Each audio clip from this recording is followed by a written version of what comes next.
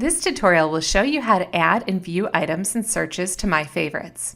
This feature can help you make lists of resources you might want to check out later. After conducting a search from the Husky search box on the library's website, sign in to Husky Search. You'll notice the pushpin icons in the item records of your results. To save items to My Favorites, click on the pushpin icon. To save a search, click on the Save Query link at the top of your results. To add more than one item at a time, check the box to the left of the item you wish to add, then click the pushpin icon at the top of the results. You can add a label to selected favorites to help you organize them. Type in the label and push enter. You can view your favorites by clicking on the pushpin icon near the top right corner next to your name after you've signed in. You have now learned how to add and view items and searches to My Favorites.